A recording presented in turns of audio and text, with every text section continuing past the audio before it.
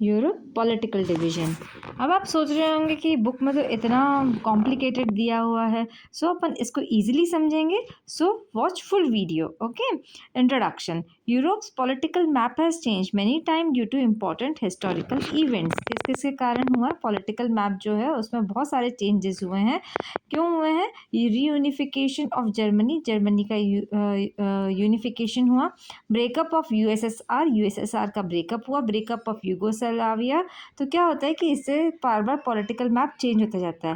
These events created many new countries and change boundary of Europe. Europe की boundaries change हो गई ना। पहले हम देखेंगे कि Europe is divided into 4 parts. Okay, तो देखो ये नॉर्दर्न यूरोप है, ठीक है, ये ईस्टर्न है, ये वेस्टर्न है, ये ब्रिटिश आइल्स है। ओके, नॉर्दर्न सी है ना, ये बाल्टिक सी है, सो ये बाल्टिक कंट्रीज हो जाएंगी। So we will study further. Okay, now हमने पहले फर्स्ट पार्ट में पढ़ा था कि प्राइम मेरिडियन यहाँ से जा रहा था, है ना। ये सब हम पहले पढ़ा है हमने फर्स्ट पार्ट में। ओके, नाउ सेकेंड है नॉर्डिक कंट्रीज। नॉर्डिक कंट्रीज कौन सी होती है? These countries are located in north Europe, they are called Nordic countries. कौन सी है? जो नॉर्थ यूरोप में होती हैं उनको नॉर्डिक कंट्रीज कहते हैं। कौन कौन सी कंट्री हैं? Norway, Sweden. अब कहाँ पर आ रहा है ये, पहले ये देखते हैं। नॉर्वे, स्वीडन, डेनमार्क, ओके, तो फिनलैंड, आइसलैंड, है ना। तो Norway, Sweden, Finland, Denmark, island. Okay, so ये कौन सी कंट्रीज हैं? ये सारी नॉर्डिक कंट्रीज हैं। ये सारी क्या है? नॉर्डिक कंट्रीज, क्योंकि ये नॉर्थ में सिचुएटेड हैं। Okay, now they are closely connected through economic and cultural ties. कैसे कनेक्टेड है? इकोनॉमिक एंड कल्चरल टाइज से। Now western Europe. Western Europe क्या? United Kingdom, part of British Isles. Main part क्या है? England. Second है Scotland, Wales, then Northern Ireland. Okay, तो कौन कौन से हैं? ये वाले, ठीक है, यहाँ पर। ओके, ये क्या है? ये कौन से पार्ट्स हैं? ये पार्ट्स हैं United Kingdom, that is the western Europe. ये कौन सा यूरोप है? वेस्टर्न यूरोप है। नाउ आयरलैंड डिवाइडेड, और जो आयरलैंड डिवाइडेड है, this is Ireland. Ireland is divided to republic Ireland, this is Ireland, and northern Ireland,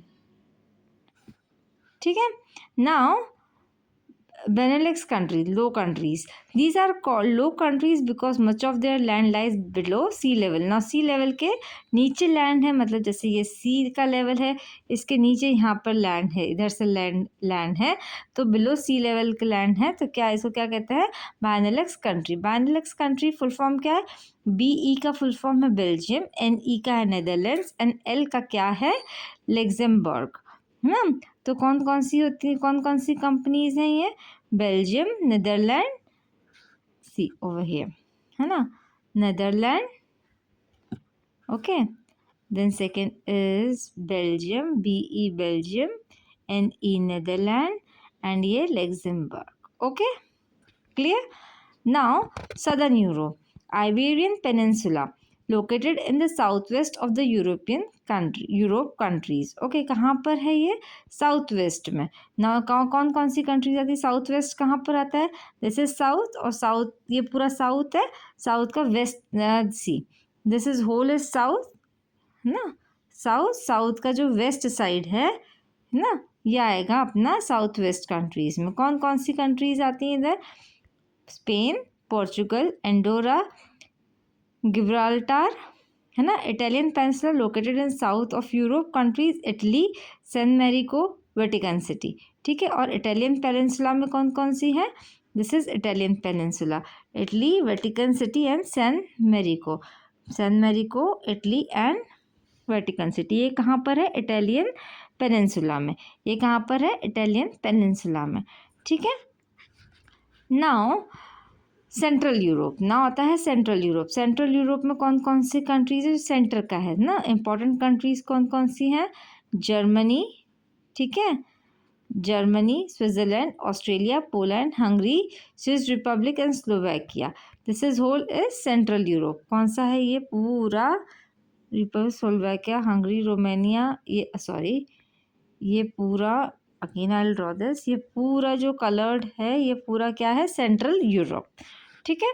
now आता है Balkan states, south eastern Europe. South eastern Europe क्या है, अब वो अपन ने पहले पढ़ा था साउथ वेस्टर्न था। साउथ वेस्टर्न कौन सा था कि यहाँ पर आ रहा था इटालियन पेनिनसुला और ये सब आ रहा था। अब यहाँ पर आएगा हंगरी, रोमानिया और बल्गेरिया, ये सब आएंगे, ये साउथ वेस्टर्न है। तो कौन कौन सी आएगी, बाल्कन पेनिनसुला कंट्रीज़ हैं ये, Siberia, Albania, Bosnia and Herzegovina, Bulgaria, Croatia, Greece, Kosovo, North Macedonia, Montenegro, Romania, Slovenia. अगर मैंने कहीं मिस्टेक करी हो पढ़ने में तो आई एम रियली सॉरी ना। European parts of Turkey. ना eastern Europe and Baltic states. अब बाल्टिक स्टेट्स कौन कौन से थे, बाल्टिक उसे कहा जाता है जो कि बाल्टिक सी के पास हैं। ये बाल्टिक सी है, ये बाल्टिक स्टेट्स कौन कौन से हैं, ये वाले जो बाल्टिक सी के पास है। ओके, कौन कौन से हैं, इस्टोनिया, लेटविया, लिथुआनिया, ठीक है। अदर ईस्टर्न यूरोपियन कंट्रीज कौन सी, Belarus, Ukraine, Moldova, Georgia, Armenia, Azerbaijan, Russia, है ना। Largest country partly in Asia, ये हाफ है ना, थोड़ी सी रशिया कहाँ पर है, एशिया में भी आती है ना।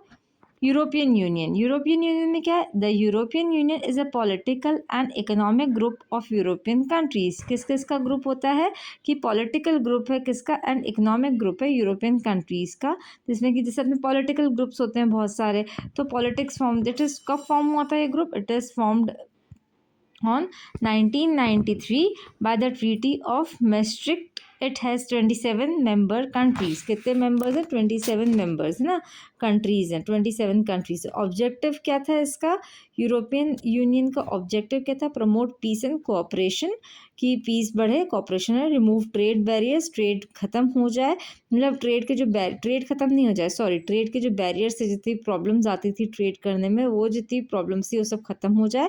Improve transport and communication, transport और कम्युनिकेशन इम्प्रूव हो जाए।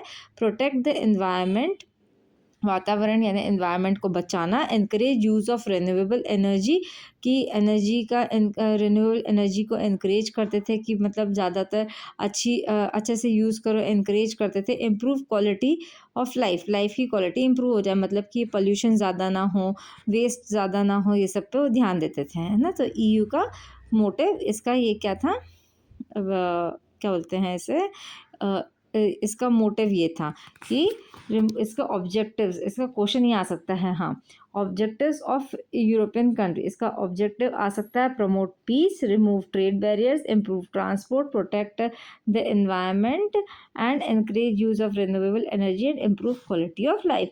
नाउ इम्पॉर्टेंट क्वेश्चन ये आता है कि ग्रीन हाउस गैस एमिशन में role of European role of European union का क्या रोल है, मतलब यूरोप का क्या रोल है ग्रीन हाउस गैस एमिशन में। Green house gases are harmful gases like carbon dioxide that causes global warming, है ना। तो क्या होता है कि ग्रीन हाउस गैसेज जो होती हैं वो कार्बन डाइऑक्साइड होती हैं, तो हार्मफुल गैसेज होती है, तो क्या करती, ग्लोबल वार्मिंग करती हैं। तो इससे क्या होता है, उसके लिए यूरोपियन यूनियन ने एक स्ट्रिक्ट स्टेप लिया था to reduce green house gas emission. तो इसमें यूरोपियन ईयू ने क्या करा था, यूरोपियन यूनियन ने क्या करा था कि countries sign and follow international agreement to reduce pollution.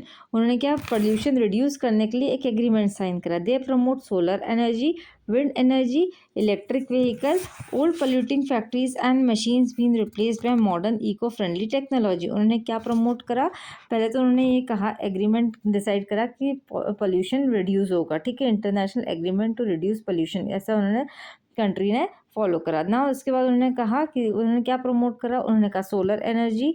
Solar energy से क्या होता है कि सन की energy, wind energy, electric energy, और जो भी पोल्यूटिंग फैक्ट्रीज थी उनको डिस्कार्ड कर दिया गया और इन तीनों का यूज़ करा गया, ठीक है।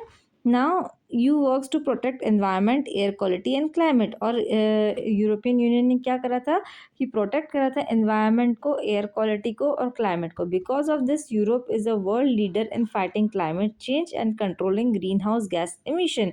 तो सबसे फर्स्ट स्टेप लेने वाले कौन सी कंट्री थी, कौन सा कॉन्टिनेंट था, यूरोप, है ना। सबसे फर्स्ट कॉन्टिनेंट कौन सा है step green house gas emission role में, यूरोप था। तो ये आपका बहुत इम्पोर्टेंट क्वेश्चन हो सकता है, ये फुल क्वेश्चन आ सकता है 10 मार्क्स का।